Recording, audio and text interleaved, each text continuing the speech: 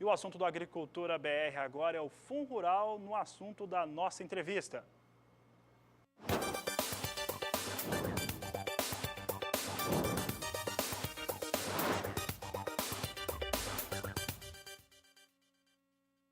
Como você já sabe, Gustavo Passarelli, advogado, é o nosso convidado de hoje aqui no Agricultura BR. Gustavo, obrigado pela sua participação mais uma vez aqui conosco, sempre um prazer recebê-lo. E para responder esses questionamentos que chegam dos produtores rurais de todo o país, há muita insegurança em torno do Fundo Rural, há muita incerteza, na verdade, a respeito do Fundo Rural. Gustavo, fazendo um resumo das coisas que aconteceram, os fatores que ocorreram em torno da cobrança, as discussões, aquilo que tem que ser avaliado ainda, que tem que ser apreciado, o que nós temos hoje, porque fato novo em cima do Fundo Rural, na verdade, nós não temos, não é isso? Boa tarde. Boa tarde, Fabiano. Prazer sempre estar aqui e podendo contribuir com os esclarecimentos necessários. Como você mesmo mencionou, não há fato novo daquilo que nós vínhamos já discutindo das últimas oportunidades, né? Nós tivemos a decisão do Supremo, que reconheceu a constitucionalidade da cobrança. Temos ainda embargos de declaração contra essa decisão do Supremo, ou seja, essa decisão ainda não produziu efeitos totalmente definitivos, porque ainda pende de apreciação esses embargos de declaração. Paralelamente a isso, nós já temos decisões sendo proferidas em processos que tramitam em primeira instância ou mesmo em tribunais de segundo grau, reconhecendo pela constitucionalidade já influenciados pela decisão do Supremo, que era algo de se esperar. Temos a medida provisória ainda em tramitação, com o prazo para que os produtores possam aderir ao plano de regularização. Enfim, nenhum fato novo ainda com relação ao Fundo Rural, a não ser, obviamente, no sentido de manter o status que havia desde quando da decisão do Supremo, ou seja, foi declarada a constitucionalidade do tributo e é importantíssimo que os produtores passem a se atentar para os cuidados necessários na comercialização da produção daqui para frente. Gustavo, em relação à questão da constitucionalidade, ele vai ser cobrado. Essa é uma questão forte no fator. Para o produtor rural, porque tem algumas situações que ele pode acreditar que ele tenha o passivo, o débito, e na verdade esse débito não é dele. Qual que é o primeiro passo para pensar em fazer, em negociar, em fazer a adesão ao processo de parcelamento, se for o caso? Bom, é importante avaliar a maneira de incidência do tributo, ou seja, quando o Fundo Rural incide. Para o produtor rural, particularmente, vai incidir de duas maneiras. Quando ele vende produção agrícola, no caso de grãos, para terceiros, ou seja, para as empresas que comercializam grãos, quando vende gado para o frigorífico, ou seja, quando ele está no final da cadeia produtiva, ou quando se está no início ou no meio da cadeia produtiva. Por quê? Quando eu tenho transações, por exemplo, entre produtores rurais, em que há venda de gado magro, há responsabilidade de recolhimento do Fundo Rural pelo produtor rural que vende os animais. No caso de venda de gado para frigorífico ou de soja ou milho para uma comercializadora de grãos, ocorre o que nós chamamos do fenômeno da substituição tributária, no qual a empresa que adquire os grãos ou o frigorífico é quem assume a responsabilidade por fazer a retenção. De modo que, a priori, via de regra, o produtor rural está exonerado do pagamento do tributo assim que ele faz a entrega. Porque na medida em que ele faz a entrega, é a obrigação do substituto realizar a retenção e depois o repasse para a União Federal. No caso, então, da venda de gado magro, da comercialização que ocorre no decorrer da cadeia produtiva antes do seu final, nesses casos em que o produtor vendeu gado magro e não fez o recolhimento do Fundo Rural, é uma das hipóteses que eu entendo que o produtor deve procurar a documentação e procurar aderir ao plano, porque de fato haverá uma cobrança nesse sentido.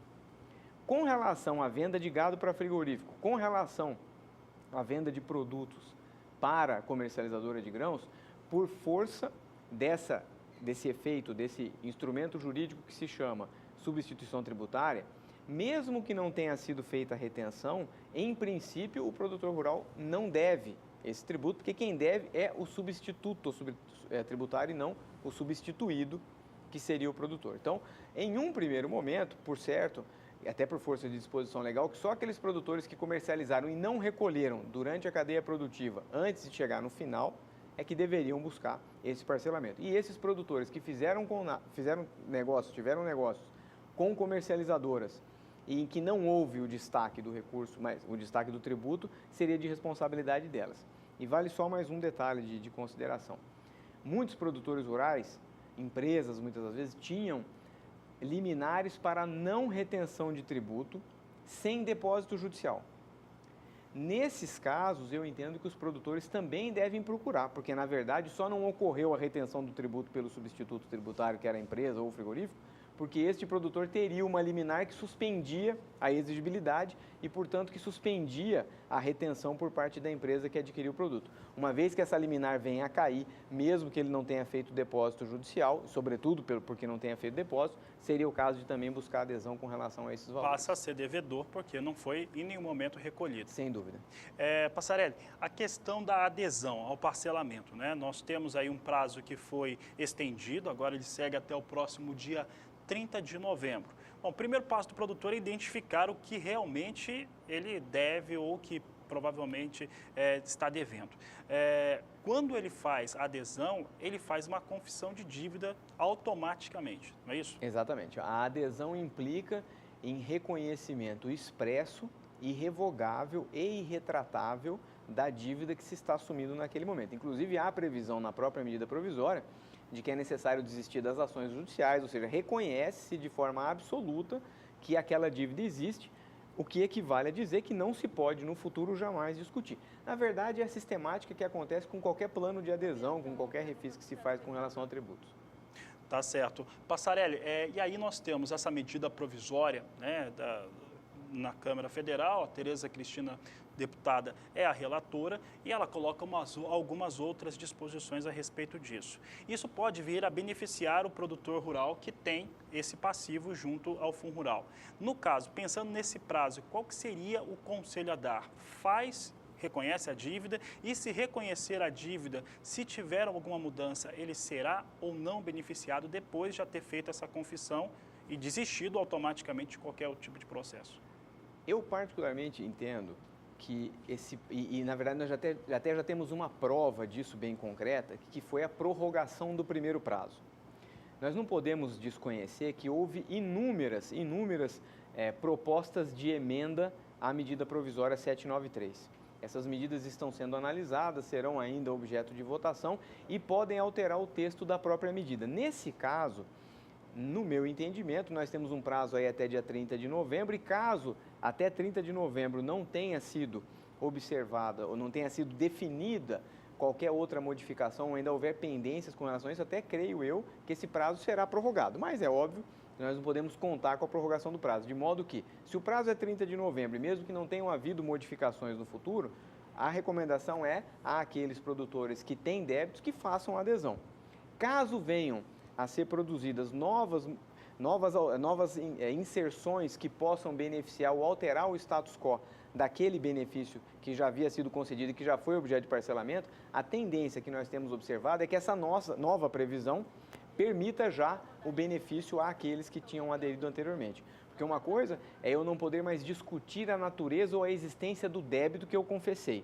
A outra, bastante diferente, é o poder me beneficiar de uma nova legislação que veio a regulamentar de forma distinta.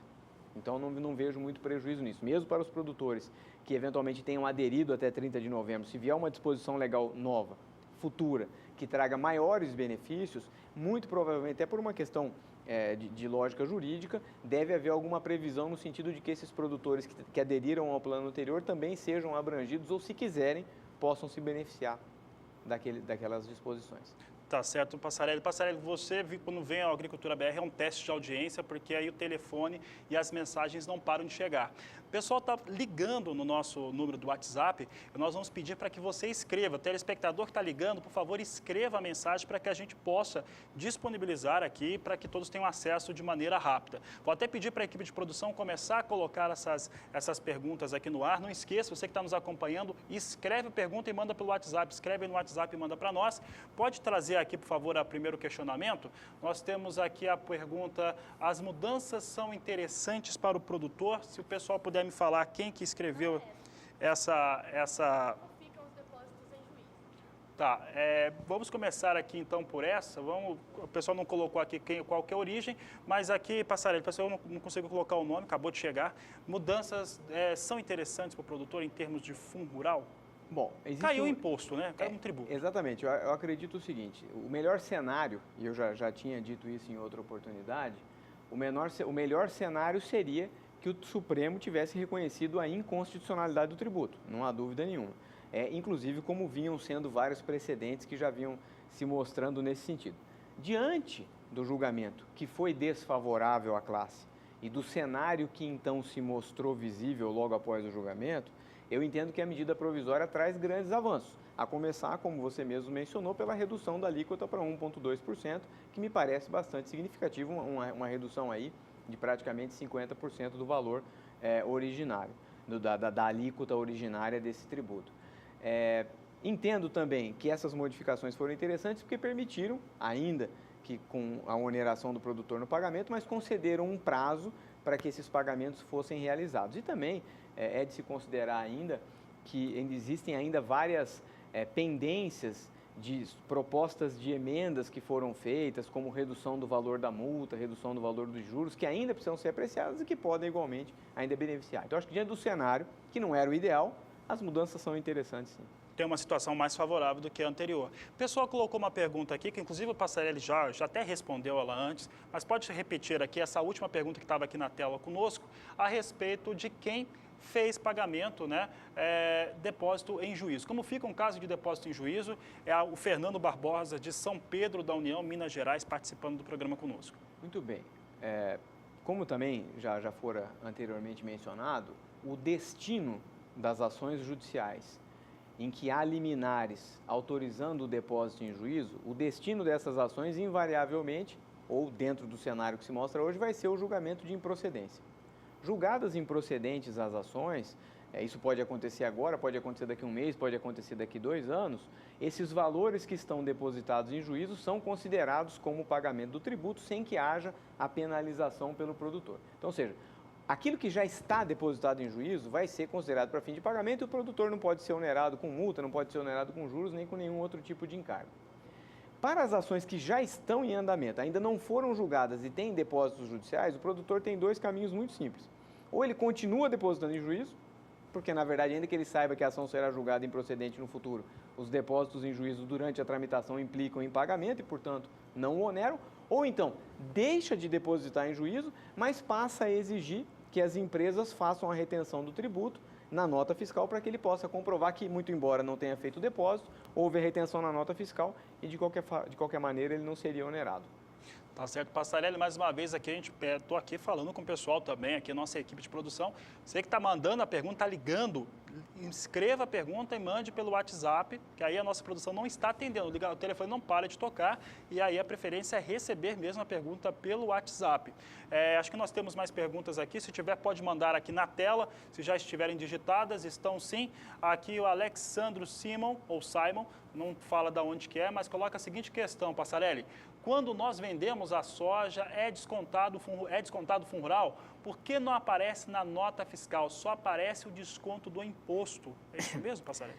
Então, a verdade é que os anos de discussão sobre o fundo rural fizeram com que as empresas deixassem de ter uma atuação uniforme no que diz respeito ao destaque do tributo na nota. Na verdade, o importante na resposta aqui é dizer o seguinte: o fato de estar mencionado na nota fiscal que é desconto de fundo rural ou não, não implica necessariamente em dizer que o tributo foi recolhido ou não. Então, por exemplo, se a alíquota hoje é de 2,1%, eu posso até ter na nota fiscal dizendo que só foi o recolhimento do tributo, de imposto, desde que esteja mencionado que são 2,1% ou que eu consiga aferir matematicamente que aquele valor descontado, aquele percentual descontado, equivale ao 2,1% do tributo. Agora, como nós estamos entrando em um cenário que ainda é desconhecido, cujas consequências não nos são ainda alcançáveis com relação à postura que o fisco vai tomar para a cobrança desses tributos, o meu aconselhamento seria de que os produtores, ao se dirigirem à comercialização de gado ou de grãos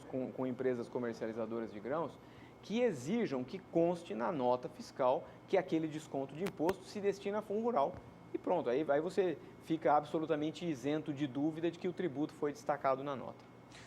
Em relação a esses fatores, Passarelli, que nós temos conversado já há bastante tempo a respeito deste assunto fundo rural, nós temos historicamente algo que se assemelha à situação hoje em relação a esse tributo? Aí, claro que em qualquer outra área. Existe hoje dê para comparar o que aconteceu no passado e até para utilizar como referência do que pode vir a ocorrer em relação a essa tributação?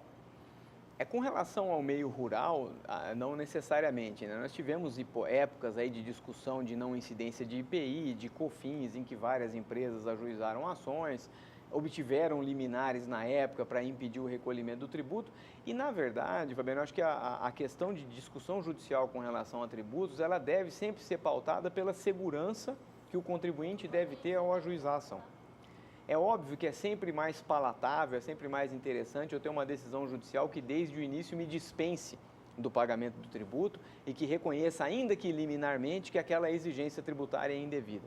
Mas nós sabemos que o judiciário pode variar o entendimento com o decorrer do tempo, são ações que ordinariamente levam muito tempo e pode ser que uma decisão que você tenha favorável no momento, como aconteceu no Fundo Rural, lá na frente, quando da decisão definitiva, no caso de repercussão geral, foi o caso do Supremo agora, reconheça pela legalidade da cobrança, você vai ter um período imenso de não recolhimento e, na verdade, acabou criando com essa ação judicial um passivo tributário bastante significativo. Então, o que se verifica no Fundo Rural hoje, ou seja, essa preocupação latente com relação à maneira de pagamento, a planos de adesão, aconteceu em hipóteses anteriores, com o COFINS e com o IPI, em que houve discussões judiciais a respeito desses tributos. Tá certo, Gustavo. Esse é um assunto que nós podemos seguir aqui vários momentos aqui seguindo com ele. O pessoal está participando do programa, obrigado pelas suas perguntas. Nós vamos continuar tratando desse tema com o Gustavo Passarelli, com o Marcelo Vieira, que também eventualmente participa do programa conosco. Só pedir para que você mande essa pergunta escrita para nós. E Passarelli, já vou fazer com que se comprometa a voltar, porque os questionamentos seguem. Essa é uma situação que deve perdurar pelo menos até o dia 30 de novembro. E aí o produtor segue com as suas dúvidas, com seus posicionamentos. Como sempre, estou aqui à disposição, é um prazer poder participar do programa. Obrigado, Gustavo, obrigado por participar conosco.